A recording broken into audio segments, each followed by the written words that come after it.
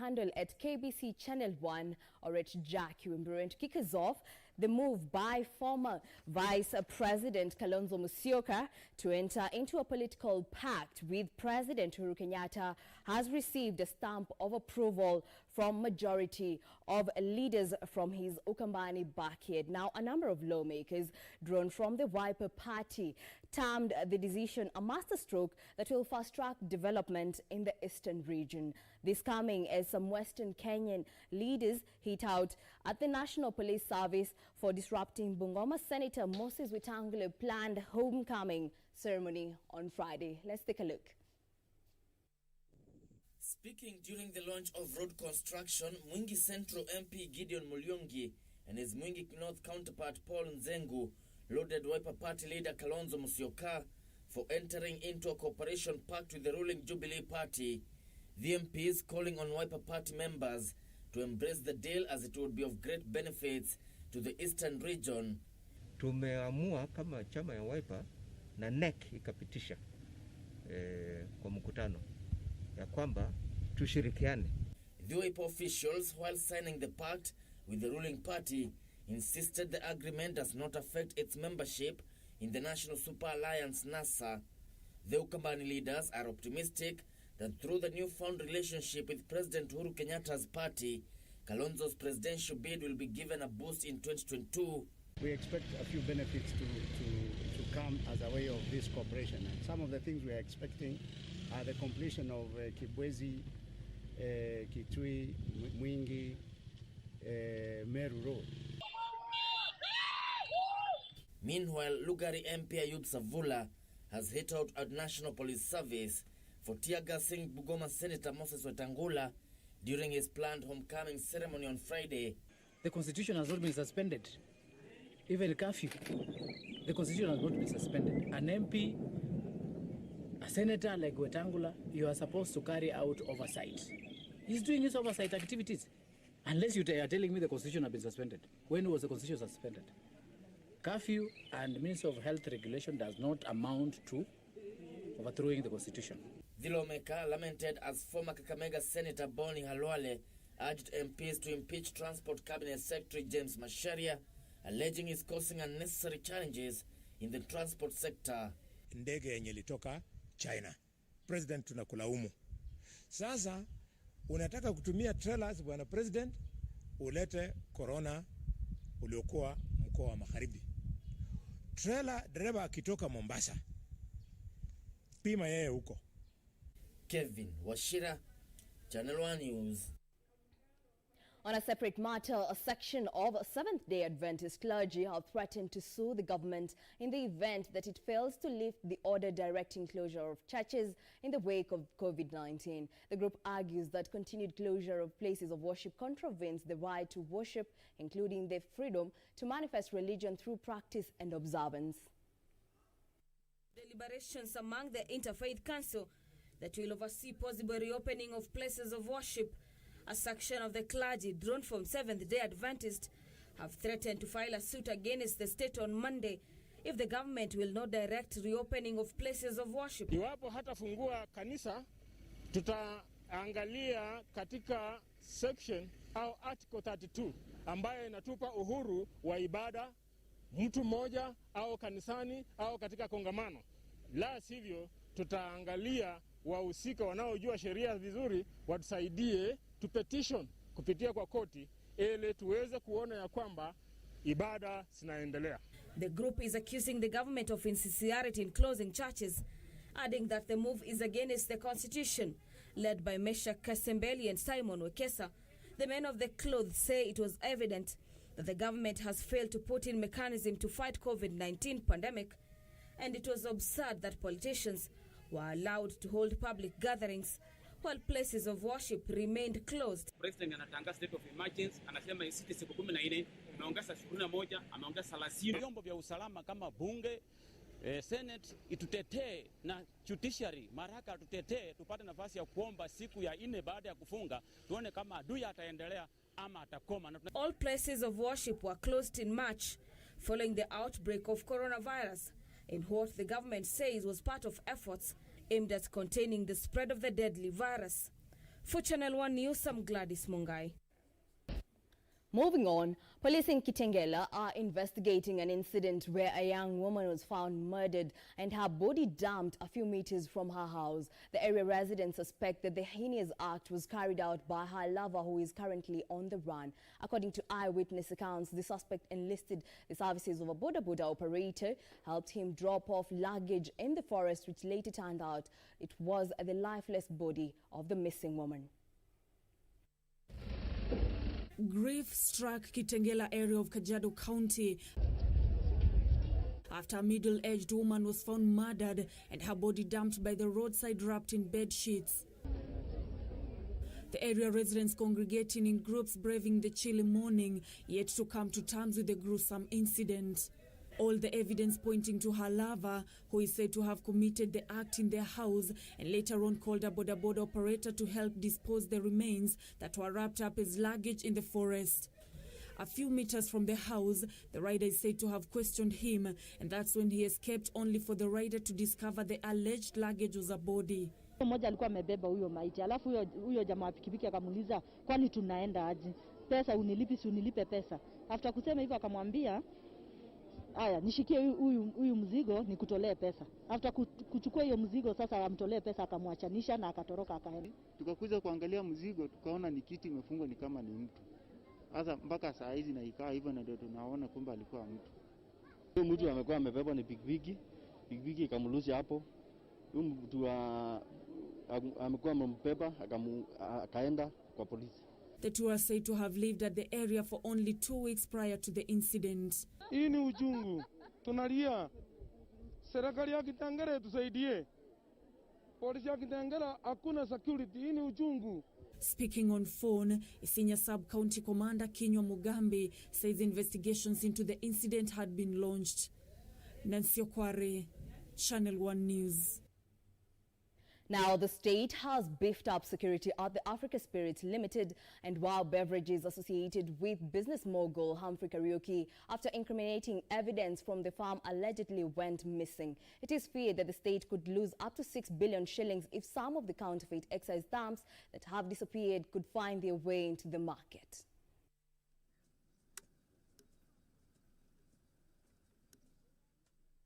There has been a security breach at the Africa Spirits Limited and Wow Beverages associated business mogul Humphrey Kariuki after incriminating evidence in the 41 billion shillings tax evasion case was reportedly sneaked out of the company. Alcohol and ethanol worth 2 billion shillings is said to have disappeared mysteriously from the farm that was closed down in January 2019, marked as a scene of crime and put under 24-hour police protection. According to Kenya Revenue Authority, the country could lose 6 billion shillings if the counterfeit exercise stamps, which were nabbed by detectives during the January 31st, 2019 raid, found their way to the market. Security has now been beefed up by a multi-agency team comprising of DCI detectives, GSC officers, and KRA officers making daily security checks. Reporting for Channel 1 News, I'm Serafina Robbie.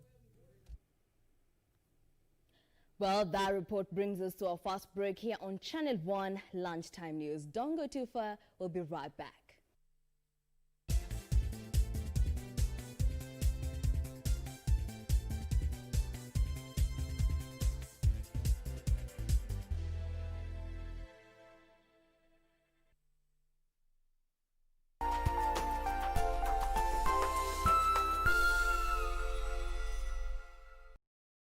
Miss, I've been asking about Flight 648 from Paris, but no one is saying anything. Is something wrong? A tragedy changed everything. It's the plane. They're not coming. What are you talking about? What do you mean they're not coming? I won't leave you. Why did they have to die, Juana? Tell me why. A last will is going to transform their lives. It's Juana Lopez Ortiz. Me? You have to get that woman out of here. Only heaven knows what kind of trick she used to get your father to leave her the insurance. And the person she least expected will come to her door. Ah! Hey! Ouch! Be careful. Slowly, slowly. Oh, no, slowly. In love with Ramon. The Harambee Stars squad that clothed the Super Eagles of Nigeria turned Gabon as well to the delight of their fans at Kasarani, where they kept them on their feet. Headed in! Yes, it's there! Yes, it's there! He makes good of his mistake. We continue our trip down memory lane this Saturday as we recap the 1998 Africa Cup of Nations qualifier straight from our archives and only on KBC Channel 1, Soca's finest. On the next episode of Elena's Ghost. Being treated at the foundation, who was picked up at the church entrance, is Eduardo. Oh, you dear Lord. Oh, dear. Oh, dear God, please let the transfer come in. Oh, please hurry. Oh, please hurry. It's the wire transfer. There it is. Okay, the money's in. I really hope that someday you find that good woman. That will make you happy. There's something you should know, my dear. I know it'll make you really happy to know, my love, and that's why I've come. Nani kama wewe Bwana,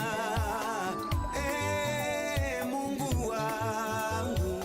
Jumapili hii ya tarehe 21 kwenye runinga ya KBC, ungana naye Askofu Michael Wanderi wa kanisa la Christian Foundation Fellowship Kiambu kuanzia saa 1 hadi saa 2 asubuhi. It is my prayer today in the mighty name of Jesus. Wewe Mungu amekupatia nafasi ya kunitazama, that you are going to fight and resist the spirit of doubt in your life in the name of Jesus Christ. Kipindi ni neno la neema, ukiletewa naye Askofu Michael Wanderi wa kanisa la Christian Foundation Fellowship Kiambu. Usikose. Nani kama wewe.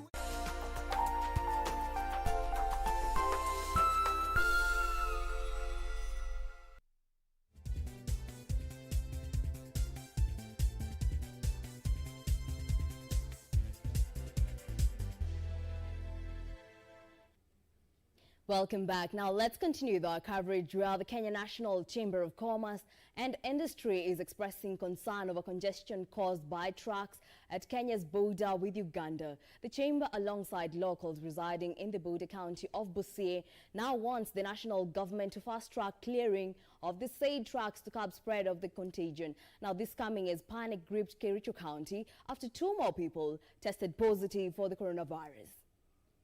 Stakeholders in the commerce industry have issued a 14-day ultimatum to the national government to clear trucks at the North Corridor Highway in Malaba and Busia-Kisumu Highway at the Busia border. The group says the current snarl-up caused by trucks rendered most towns impassable, effectively keeping a number of businesses out of reach. KNCCI Busia Chapter Chairperson Peter Kubebea asked the government to conduct mass testing of residents who have been interacting freely with the truck drivers as measure to combat COVID-19 and its effects. Mass testing is what we are demanding. Let them get the kits wherever they can get them. We in Busia are at risk, and we want to be on the forefront to protect and respect the protocols that have been issued by the health minister. The calls were made at a time panic gripped Kericho County after 2 people tested positive for coronavirus. Kericho Governor Paul Chepkonyi said the duo, a father who is a civil servant in one of the counties, and his daughter have since been isolated at Kericho Sub-County Hospital. To mitigate the spread, the county chief disclosed that all persons who might have come into contact with the patients have been rounded up and taken to isolation. These new cases now bring to 3 the number of COVID-19 patients receiving care at the Kericho County Referral Hospital. All 3 patients are asymptomatic and stable and under the best care. In the meantime, a section of residents of Mararal town in Samburu claims that they have been sidelined in government's program aimed at cushioning Kenyans from the effects of COVID-19. Despite government announcing cash transfer programs, distribution of masks, sanitizers, and relief food to Kenyans whose livelihoods have been affected across the country, the group says it is yet to benefit from such programs despite having lost livelihood due to COVID-19.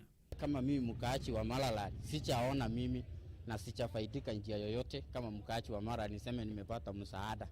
So atuelewi vile hizo misaada zinapewana kama siku. Tunaona hata mahali wengine watu wengine wanapelekewa chakula. Sisi hatujapata hata uga moja moja, kilo moja moja.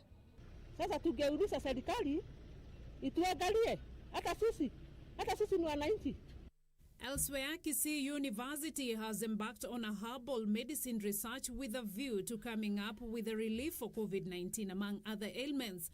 The university entered a memorandum of understanding with registered local herbalists to actualize the research study project, which will take several years. Speaking in Nyansabakwa Catholic Church in Nyamira during distribution of masks and sensitization on coronavirus, the university's deputy registrar, Richard Onkware, a multidisciplinary approach on the project will be injected scientific input into the study for the outcome to acquire conventional credibility.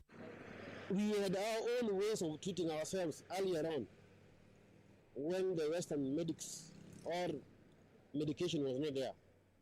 We discovered that we have our local herbalists who used to treat very well some diseases. A university not being an ivory tower, we invited them to bring whatever the herbs they believe could treat, any kind of disease, so that they can be put into, science kind of research to be tested and see actually whether it assists the treatment of COVID among other diseases. Beatrice Gatonyangetich, Channel 1 News. Still on health matters, at least 4 people from Ngomeni Ward in Kitui County have died from an outbreak of Kala-Azar disease, with 13 others admitted at Garissa County Referral Hospital. Elsewhere, the county government of Kiambu is putting the final touches to the 63 million shillings ultra-modern disaster management center in Karori. The center will be the first of its kind in Kiambu and the second largest in the country after Bungoma Fire and Disaster Management Station. The Kala-Azar disease continues to claim more lives in Kitui County, with reports indicating that 4 more people have succumbed to the disease. Speaking at Garissa County Referral Hospital, where his 5-year-old daughter is admitted, Peter Modhengi said a mother and her child died in Ngomeni, while 2 children succumbed to the disease while receiving treatment at the referral hospital. Kwa mfano kuna watoto, mama kuna watoto 5, mwingine kuna watoto 4 na wako mle nyumbani. Hawana la kufanya kwa sababu ya shida ya pesa. Na tulipofika huku na tukaona tunasaidika kidogo, tunawarairai watoto wale wako nyumbani wapelekwe mahali wanaweza pata usaidizi. Manake ni mimi naweza toa ushahidi, kuna mama aliaga dunia kwa sababu ya hii shida, mtoto ameaga dunia na hakuna usaidizi. Those admitted are 11 children below 10 years after they were diagnosed with Kala-Azar, a disease caused by sandflies. Chile nauliza serikali ya kaunti ya Kitui, sisi tunashangaa sana all the way from Ngomeni kukuja Garissa, na venye fare ni kali sana. Tunakuja hapa kwa ajili ya matibabu, na tukisikia kwa TV ama kwa radio ile pesa inagawanishwa kwa kila hospitali, tunasikia yote iko zile dawa zinakuja Garissa, mbona zikue Kitui County? The affected have accused the Kitui County government of negligence as residents continue to travel all the way to Garissa to seek medical attention, with their county unable to manage the disease. Abdullahi Abdi, the nursing officer in charge of the Garissa Referral Hospital Pediatric Ward, however, says all the patients are responding well to treatment. We admit children from Kitui, they all undergo the RK39 and PCR. So we again tested all the parents of those patients. So out of the 10 patients we tested, the 10 parents, 2 turned positive, and we started them with drugs. They are currently on male and female ward, respectively, in the same hospital. In Kiambu, the county administration is putting the final touches to the 63 million shillings ultra-modern disaster management center in Karori. And we were allocated 233 million shillings in the financial year 2018-2019. Now, with this amount, we have been able to set up this facility, which is a fire and disaster management center in Karori. Part of this money also has been used to do a 3-kilometer road, still within the same municipality.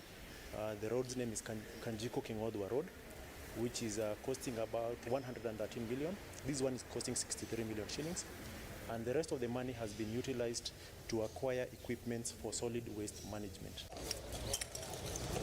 Once complete, the center will have fire engines, ambulances, and rapid response bags that will be able to respond to emergency cases in Rwaka, Kiambu, Kikuyu, Limuru, and Lari. In the future, we've been allocating money to improve most of these urban areas, and you will notice that now in the coming year, which is the next phase of the project, which is 2020 projects, we have allocated money has been allocated to do roads within the urban areas. Area MCA Peter Wainaina says the station will help the county respond fast to cases of fire incidents. The project is funded by the World Bank. Caroline Kamar reporting for Channel 1 News.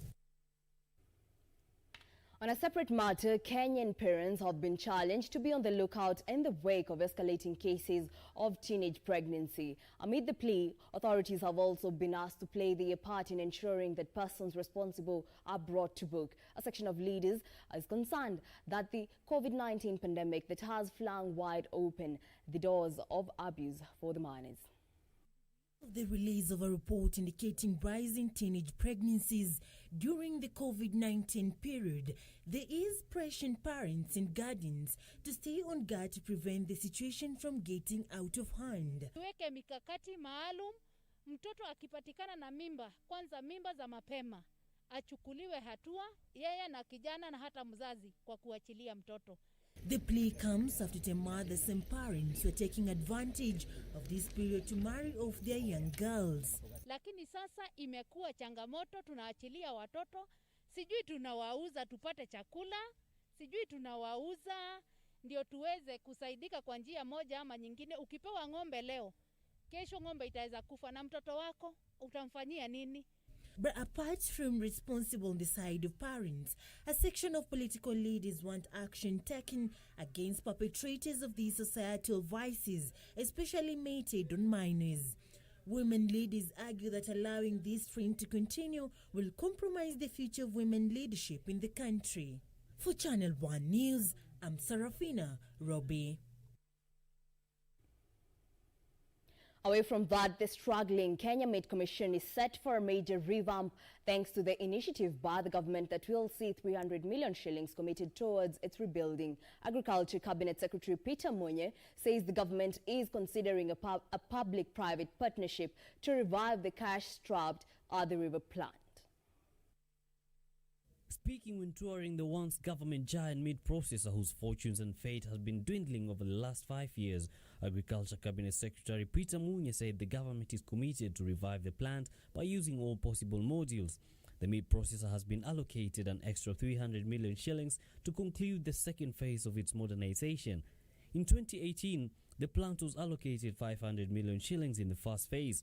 The modernization that includes plant expansion is expected to be complete by December. We have set the target of December, and we intend to come back in August to assess the progress in the completion of the modernization. There were challenges with the contractor who was there, same contractor, but issues have been settled. We will not entertain any delay in the completion of these projects any further. According to Munya, initial plans by the government to privatize the plant have proved too complex, adding that a public-private partnership could revive the processor to profit-making. And we hope that in the near future, our capacity will have increased and we shall be very competitive. And our focus into the future is to be competitive in the export market. That is our strategic thinking. Yusuf Farah, Channel 1 News.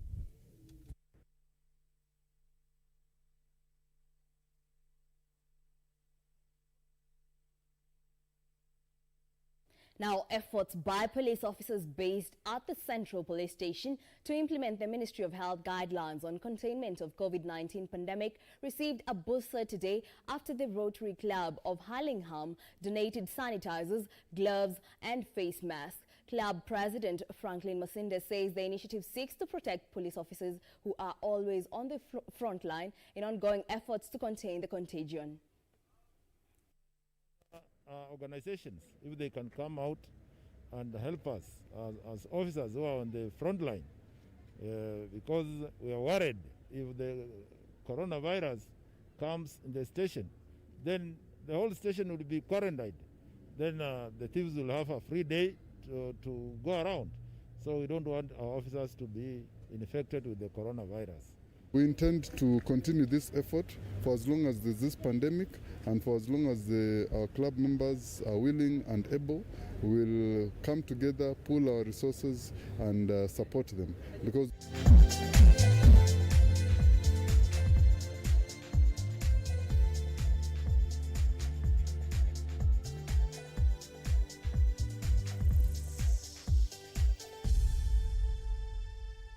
And in the sports arena, Leicester City will have a chance to consolidate their position on the English Premier League standings when they travel to Vicarage Road to take on relegation-threatened Watford this afternoon. Leicester is third on the log with 53 points, while Watford is 17th with 27 points. In last night's matches, a second-half penalty by Bruno Fernandes helped Manchester United salvage a point against Tottenham Hotspur. Here is a look at more results from last night as well as today's fixtures around Europe.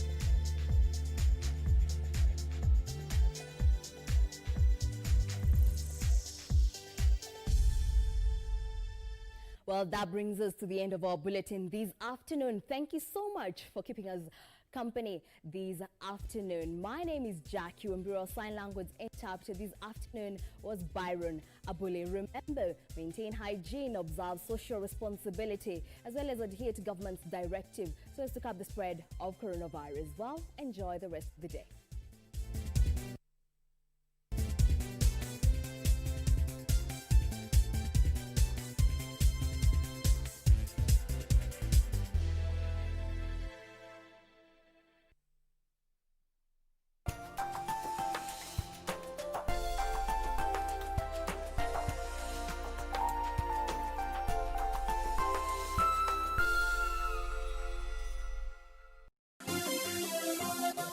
Beauty College.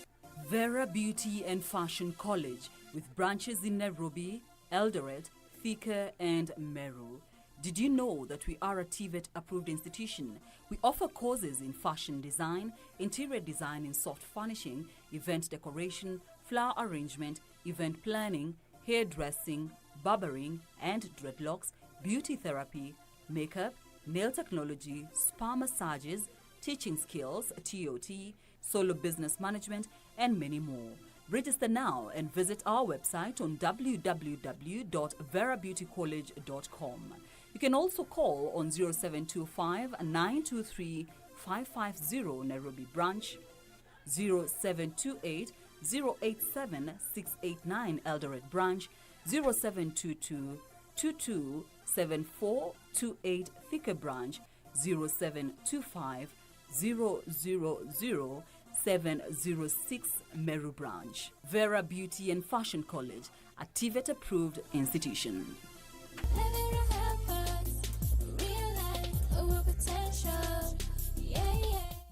Top on Channel 1. Elgon Thabiti Fertilizers, the Ministry of Agriculture, Livestock, Fisheries, Cooperatives and partners of the National Farmers Awards congratulate our 2019 winners. Some girl escaped. This girl was attacked, strangled, buried, and left for dead. And she crawled out of her own grave. She wants to find the guys who did this. I will not let anything happen to you. And I will find this man. And they will kill you!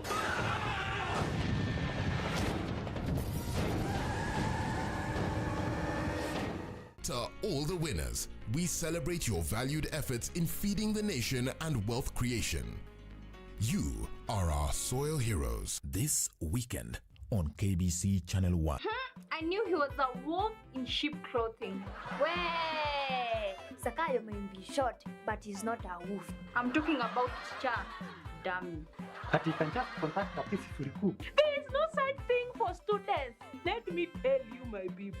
Tutakula na kukunywa tear gas. But walimu told us to deal for ourselves. But I'm paying school fees. for him to teach me these things. Otherwise, I'd buy books and read for myself. You have really changed, eh?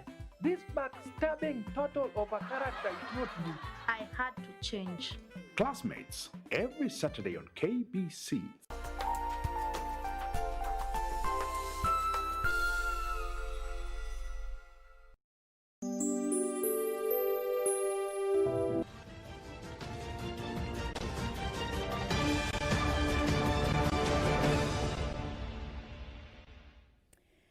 Shukran za dhati mtazamaji kwa kujumuika nami kwenye kipindi Dunia Wiki hii. Siku ya leo ni fahari yangu kujumuika nawe kwenye kipindi hiki kinacholetwa kwako kwa ushirikiano mkubwa wa KBC Channel 1 na shirika la Shinua. Na ni mengi tuliokuandalia siku ya leo mtazamaji, ikiwemo taarifa ambapo China yasema kuwa urafiki baina yake na bara Afrika hauwezi kusambaratika.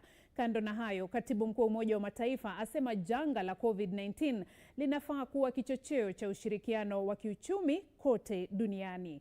Na shirika la WHO laibua wasiwasi kuhusu athari za COVID-19 kwa wanawake, watoto na vijana wanaobalehe. Kando na hayo mtazamaji, nchi mbalimbali zalegeza vikwazo vya kuzuia ueneaji wa COVID-19 huku visa vya maambukizi vikipungua. Na nchi mbalimbali pia zaendelea kunakili ongezeko la visa vya maambukizi ya COVID-19 huku nchi zaidi zikiimarisha vita dhidi ya janga hilo. Hayo ni baadhi tu ya masuala ambayo tutakuwa tukiangazia siku ya leo kwenye makala ya leo. Keti papo hapo ni kupashe yote kwa jumla kwa takriban dakika 30 hivi. Karibu sasa mtazamaji kwenye kipindi Dunia Wiki hii. Ni fahari yangu kukuletea kipindi cha leo. Naitwa Beatrice Gatonyengetich. Tondamane sako kwa bako kwa taarifa za kimataifa. Karibu mtazamaji. Uhusiano baina ya China na bara Afrika hauwezi kusambaratika na umedhihirishwa na hatua kabambe wakati wa vita dhidi ya janga la COVID-19, kwa mujibu wa msemaji wa Wizara ya Mashauri ya Nchi za Kigeni ya China, Hua Chunying, kwenye mkutano na wanahabari. Huang alisema kuwa tangu chamko la ugonjwa wa COVID-19 lilipozuka, China na bara Afrika zimekuwa zikisaidiana kutekeleza juhudi za pamoja. Alisema kuwa zaidi ya viongozi 50 wa Kiafrika walitoa taarifa kuiunga mkono China ilipoathirika zaidi kutokana na janga hilo. The people of China, under your leadership, President Xi, have shown the true mark of friendship and solidarity. Indeed, it goes to prove the saying that a friend in need is a friend indeed. Kwa upande wake, China imewasilisha vifaa vya kimatibabu na kuwapeleka wataalamu wa kimatibabu kwenye nchi za Kiafrika kuwasaidia watu kukabiliana na janga hilo. Vilevile, alisema kuwa China imekuwa ikiwashughulikia na kuwatunza vyema wa Afrika walio nchini humo. Wakati huo huo, maafisa wa Kiafrika walisifu misaada ya China kwa bara hili kukabiliana na janga la COVID-19. Bara hili lilithibitisha kisa cha kwanza cha maambukizi nchini Misri tarehe 14 mwezi Februari. Rais Emmerson Mnangagwa wa Zimbabwe alisema kuwa usaidizi na ushirikiano baina ya pande hizo mbili umesaidia pakubwa juhudi za nchi hiyo za kukabiliana na janga hilo na kuhakikisha wahudumu wa afya wana vifaa vya kutosha vya kujikinga wanapotekeleza shughuli zao. This support and the collaboration continues to have